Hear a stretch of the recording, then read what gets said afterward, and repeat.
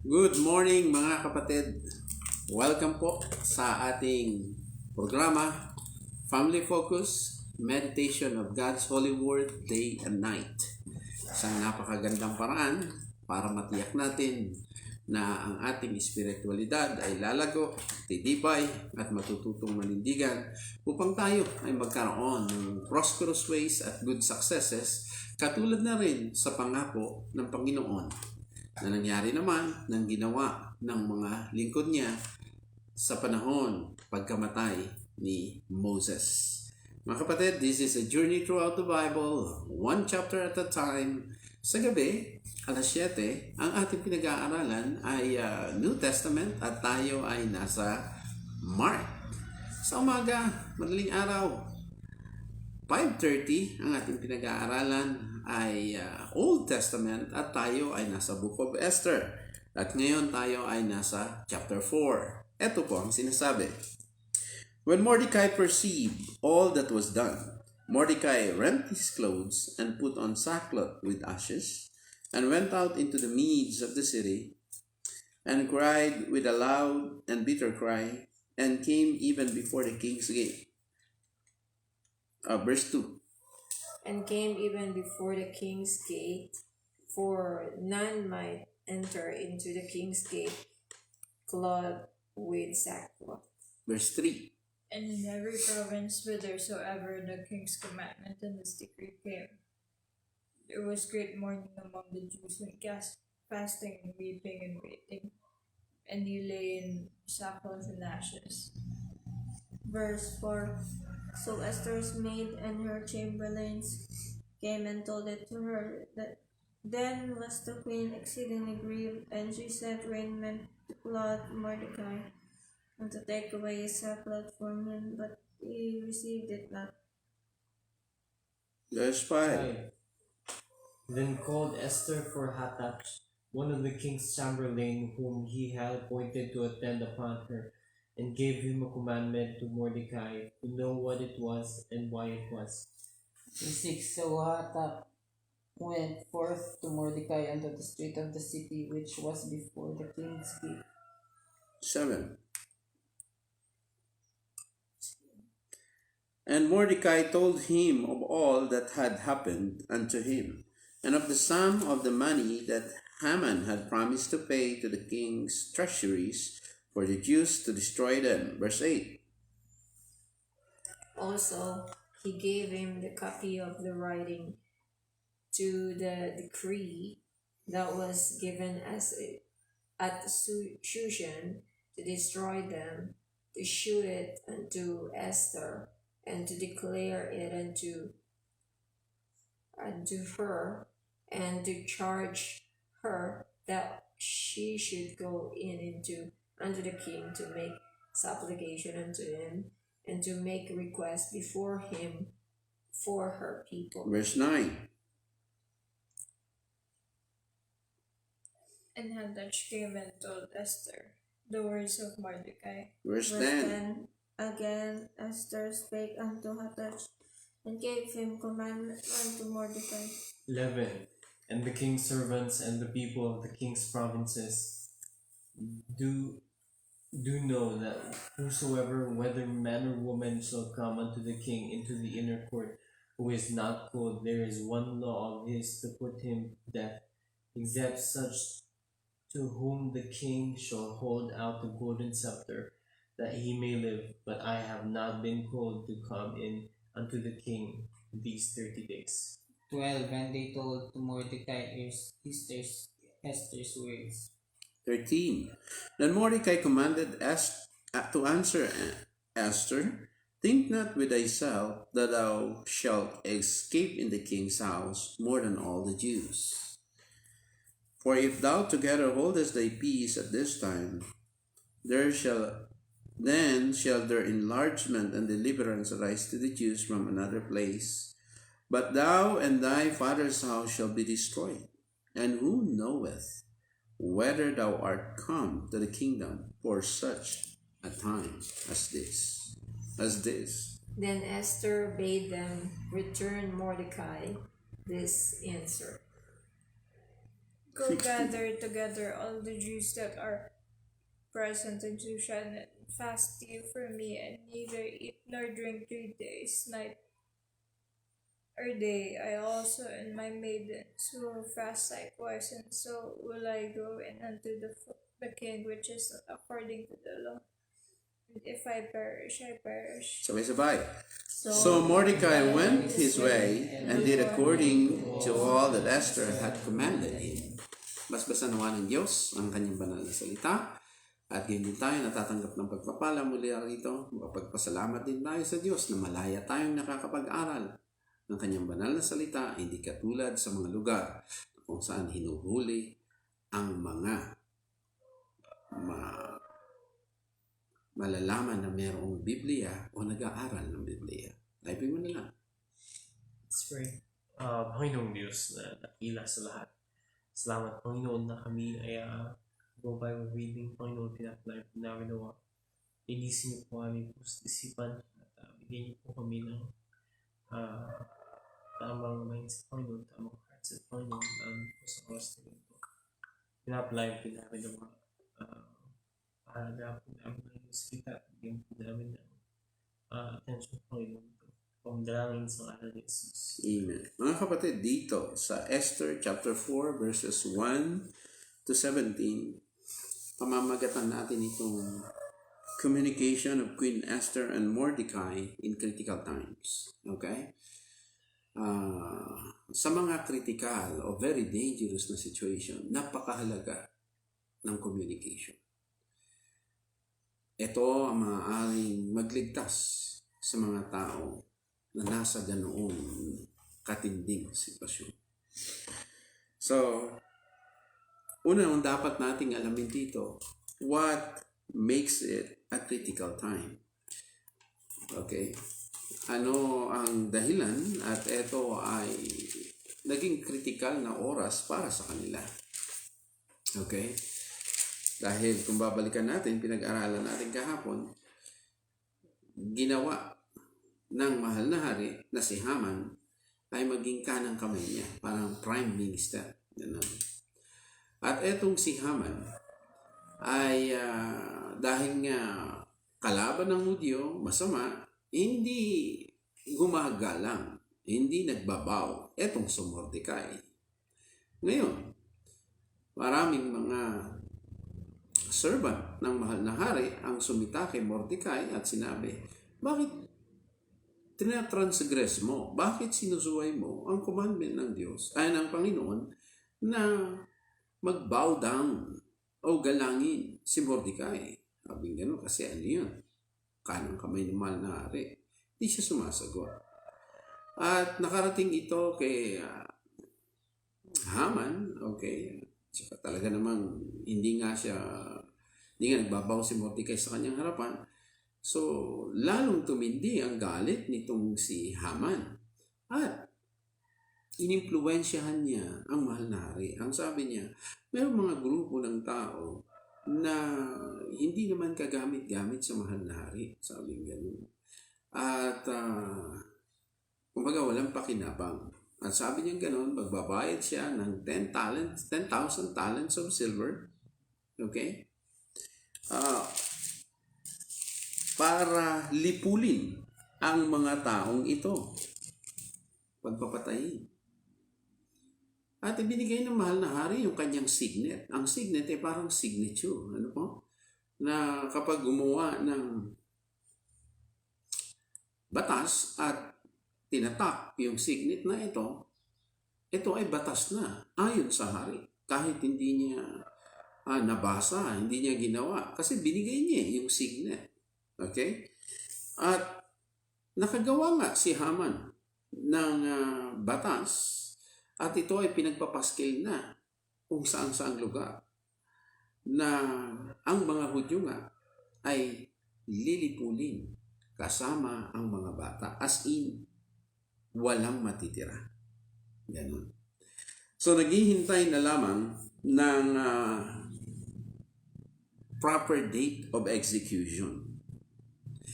Nung makita ito ni Mordecai, okay, Winasak ni Mordecai ang kanyang suot na damit at nagsuot siya ng sackcloth na mayroong abo, no? Naglagyan niya rin ng abo.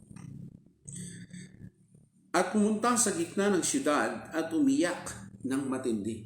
Tumangis, talagang sumisigaw. Okay? Ang sackcloth at saka yung abo na nilalagay, ito ay palatandaan na sila ay nagmumurn. Okay? Nagpapakumbaba, humihingi ng awa mula sa Diyos. Yun po ang ibig sabihin niya. At pumunta rin siya sa harapan ng King's Gate. At hindi pwede ang sino man na makapasok sa King's Gate na nakasuot ng sackcloth. Sa bawat probinsya, kung saan man naabot ng kautusan at batas ng hari, na nandoon mayroong mga dakilang pagluluksa ng mga Hudyo. At mayroong fasting, pagtangis, panaghoy, at marami ay nakasuot ng sackcloth na mayroong abo. Nakarating ito kay Queen Esther sa pamamagitan ng kanyang mga katulong na babae at chamberlains. Ano ba yung chamberlains? Ito yung mga katulong na lalaki. Okay? At ang mahal na reyna ay lubos ang kalungkutan at pighati nang nalaman ito. At siya ay nagpadala ng damit kay Mordecai para tanggalin o hubarin na ang sackcloth. Subalit hindi ito tinanggap ni Mordecai.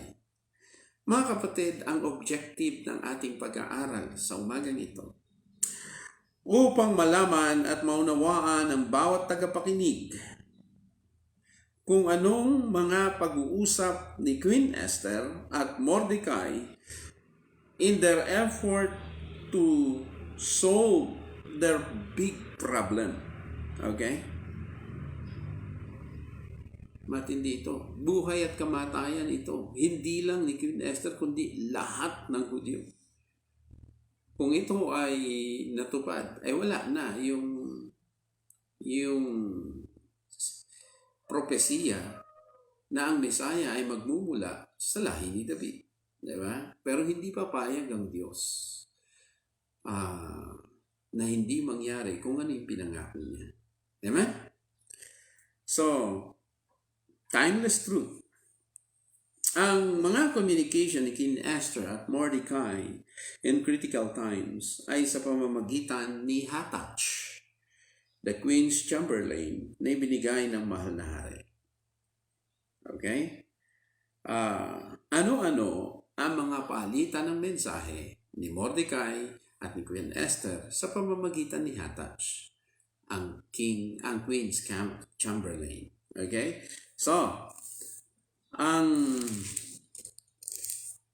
meron po tayong 4 na punto na pag-aaralan ngayong umaga na nagpapakita kung ano-ano yung mga palitan ng komunikasyon ni Esther at ni Mordecai sa pamamagitan ni Hathach, the Queen's Chamberlains. Number 1,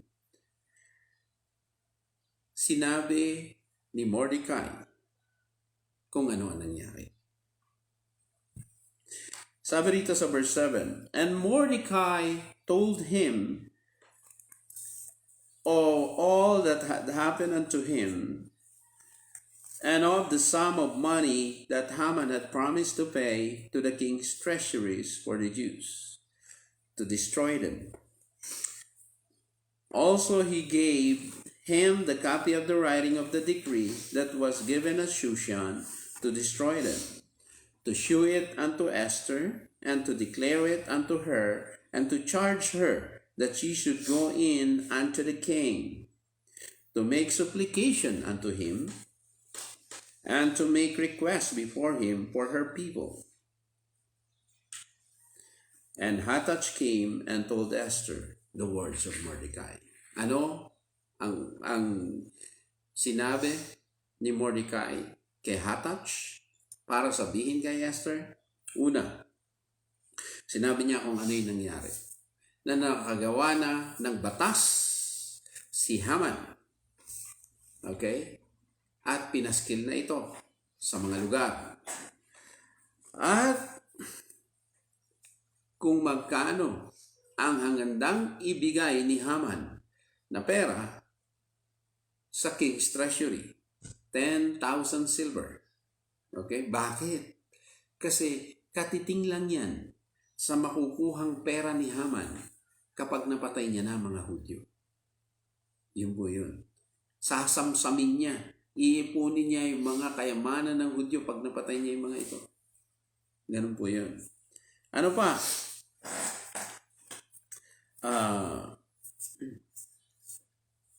Ibinigay niya rin yung kopya ng batas na nagawa ni Haman at pinagpapaskil sa kung saan-saang lugar.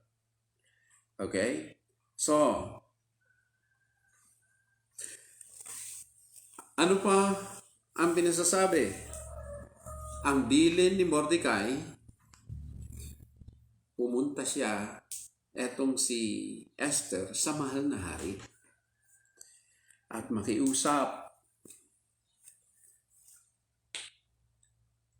at humingi ng request para sa kanyang mga tao. Ibig sabihin, para sa Hudyo.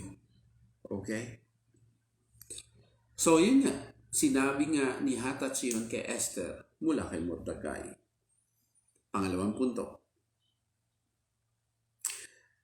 Sinabihan ngayon ni Esther si Hatach na at bigyan ng utos si Mordecai.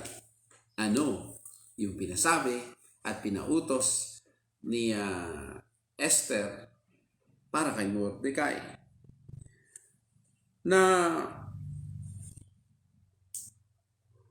sabi rito, all the king's servants and the people of king's provinces do know that whosoever, whether man or woman, shall come unto the king into the inner court, who is not called, there is one law of his to put him to death, except such to whom the king shall hold out the golden scepter, that he may live.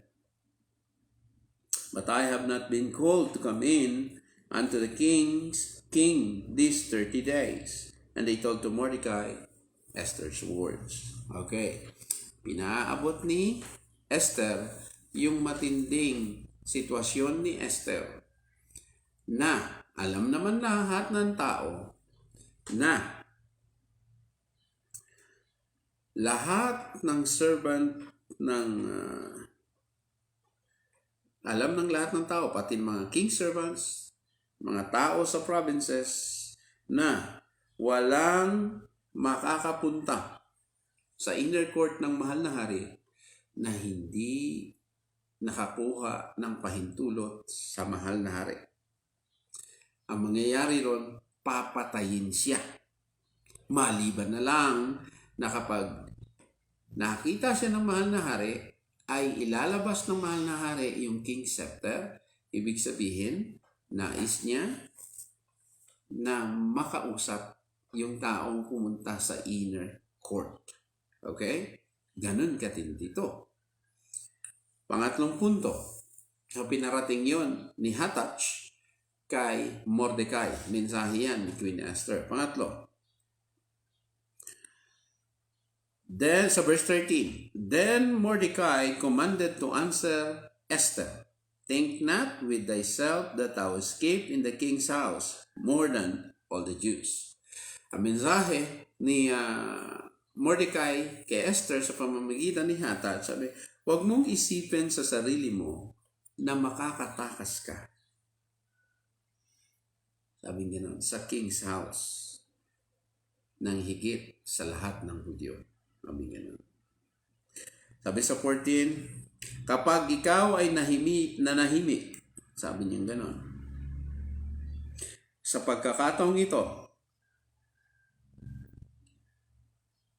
magkakaroon ba ng deliverance? Ibig sabihin, maililigtas ba ang mga Hudyo? Sabi, subalit, ang iyong mga kalahi ay papatayin. Sabi, at sino nakakaalam na ikaw ay nilagay ng Diyos sa kaharian sa pagkakataong ito? Sabi, sino nakakaalam sa layunin at ikaw ay nasa kaharian? Ang sinasabi, anong dahilan ng Diyos at nilagay ka dyan? Aming ganun. So, totoo naman, di ba? Yung ating mga sitwasyon sa kasalukuyan, laging may dahilan ng Diyos. May dahilan ng Diyos kung bakit nilagay tayo sa simbahang ito.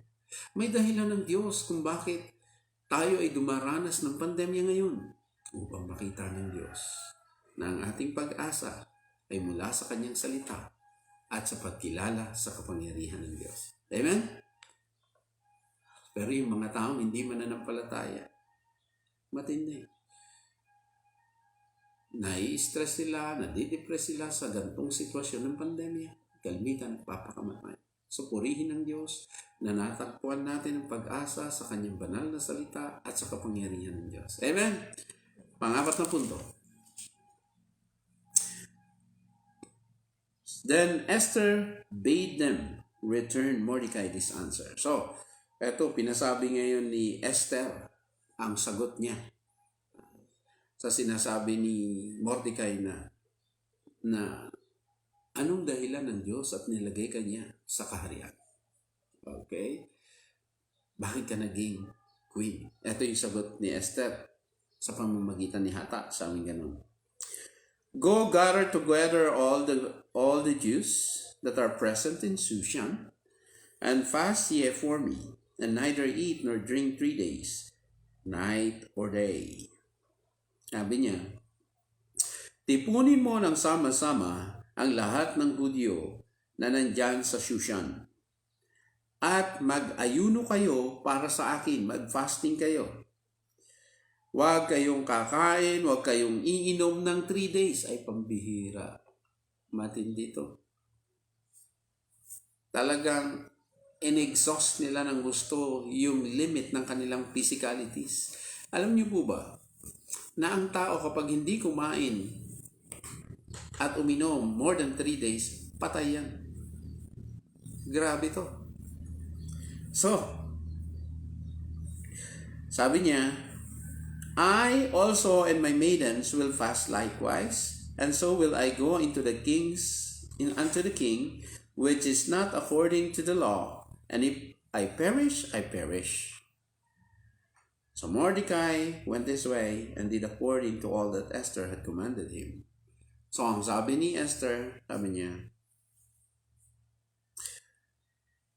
ako rin at ang aking mga katulong ay magpa-fasting katulad niyo.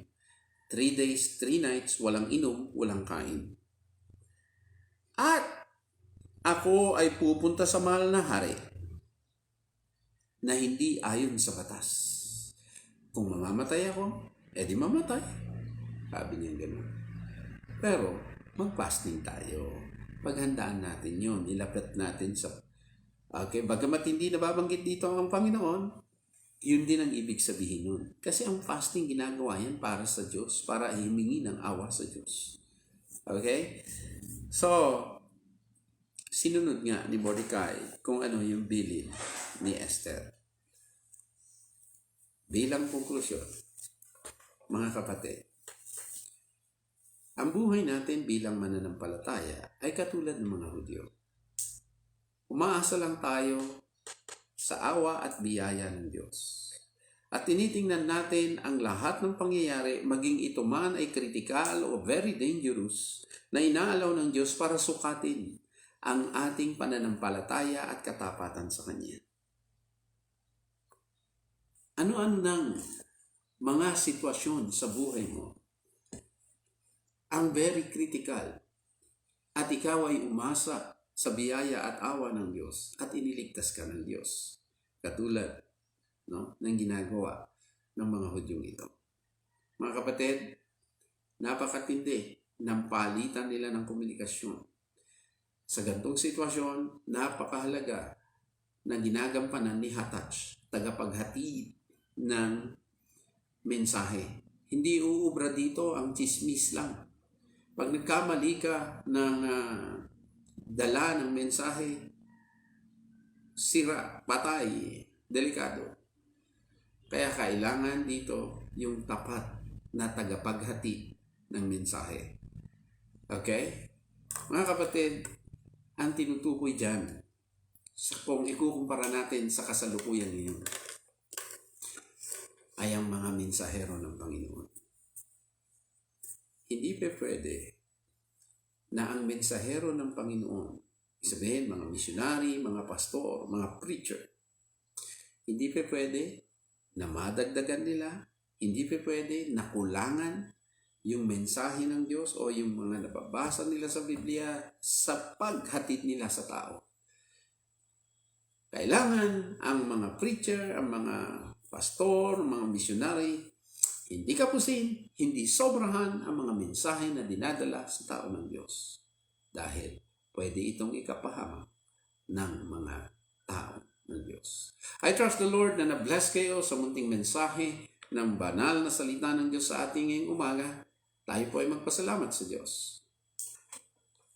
Let's pray, Lord. Salamat po, Lord, sa umaga ito. Salamat po, Lord. Baka mapin ako. Aral po na yung pong salita po, Lord. Salamat po, Lord. Sa inyong pong salita po, Lord. Magpatuloy po, Lord. Mag-guide po sa amin po, Lord. Lord na po yung ayaw pong natutunan mga po, Lord. Ayaw po namin maisip po sa isip po namin. Ayaw po namin sa namin. At Lord, kabanyari po ang sa araw po na ito po, Lord. At lang po kasalanan, pati na po. Pati sa meron po sa sakit. Ito lang po ang dalangin sa pangalan ni Jesus. Amen. God bless po mga kapatid. Tandaan po natin, ano po, napakahalaga ng ating ginagawang pag-aaral ng salita ng Diyos dahil inihahanda tayo nito sa mga matitinding sitwasyon.